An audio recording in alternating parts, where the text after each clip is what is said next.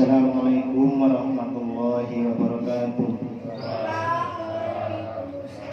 Inna hamdalillah nahmaduhu wa nasta'inuhu wa nastaghfiruh wa na'udzu billahi min shururi anfusina wa min sayyiati a'malina may yahdihillahu fala mudilla lahu wa may yudlil fala hadiya lahu.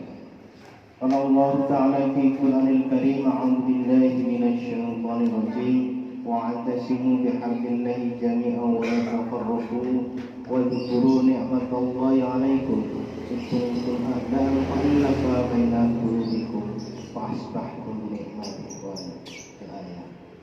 Wa qala aidan wa ma umiru illa liya'budullaha mukhlishina lahu-d-din.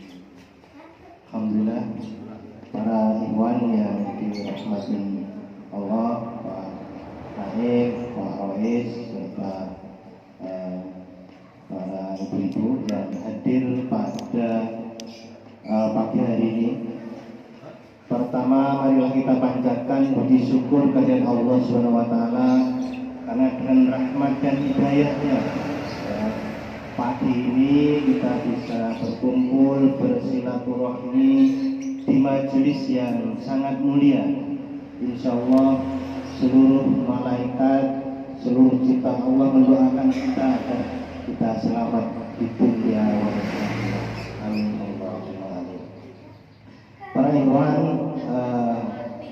yang kedua kita juga perlu dan patut bersyukur karena hari ini kita bisa menikmati kopi, minat teh, air putih.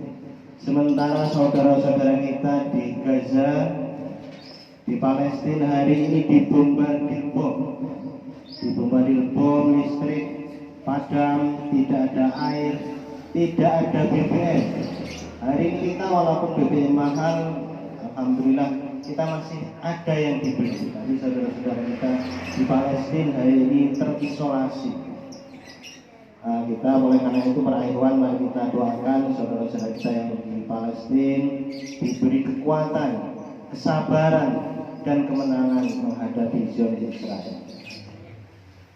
Para ikhwan rahimakumullah,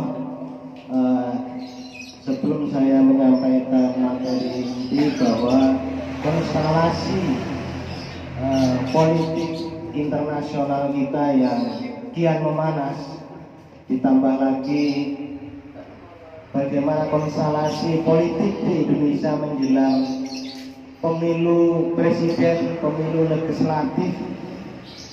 Hari ini banyak isu yang dilontarkan dan berkembang di masyarakat, terutama narasi-narasi ekstrim yang mensudutkan komunitas-komunitas tertentu.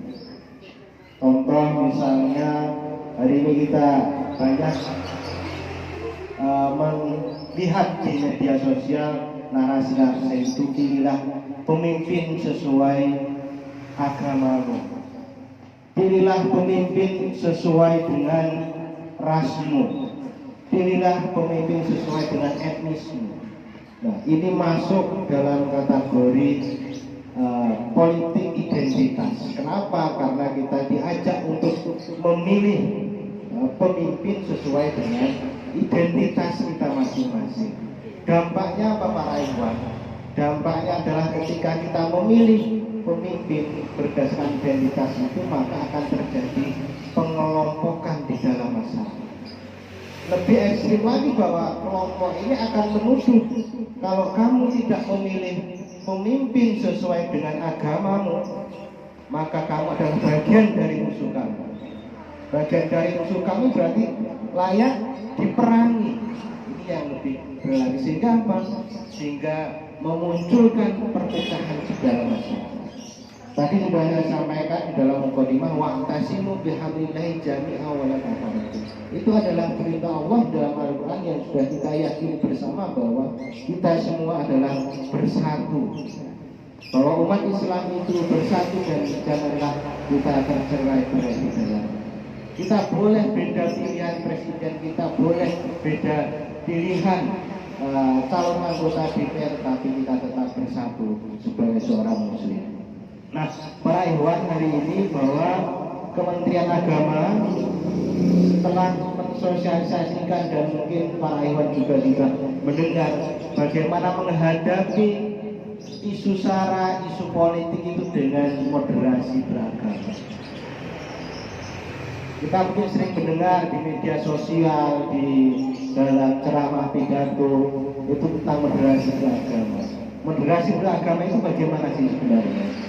Ada paling tidak 5 poin inti dari moderasi beragama. Yang pertama adalah bagaimana kita menghargai perbedaan. Jadi perbedaan karena bangsa ini disusun, bangsa ini dibentuk, bangsa ini didirikan oleh komunitas, oleh suku ras yang banyak di bangsa ini, maka kita harus menghargai perbedaan itu. Kemudian yang kedua adalah meningkatkan pemahaman terhadap agama lain.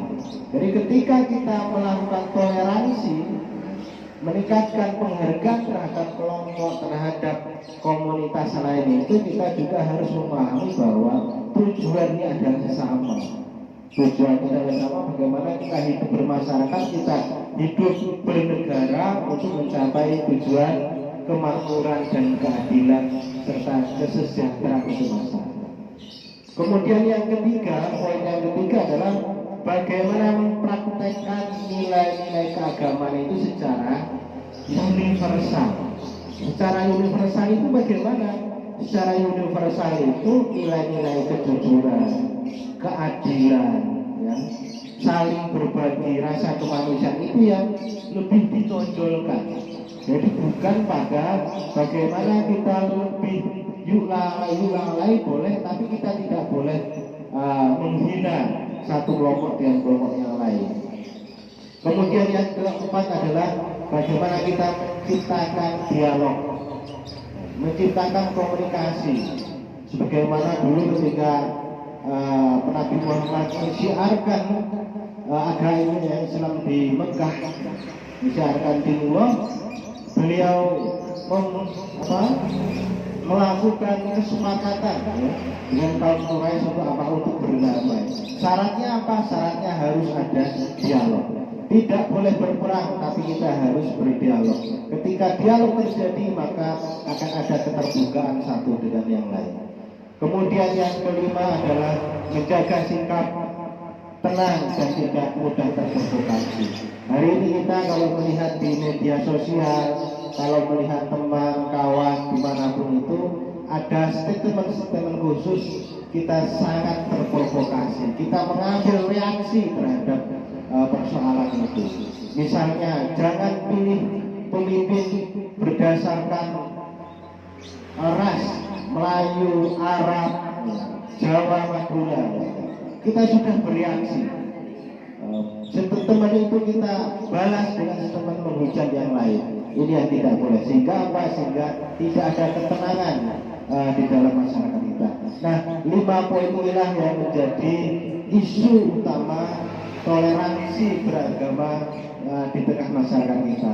Oleh karena itu, para ikhwan, saya mengingatkan untuk diri saya pribadi dan para ikhwan semua, mari kita jaga bagaimana kondusivitas diri kita, masa kita, lingkungan kita untuk saling mengingatkan satu dengan yang lain.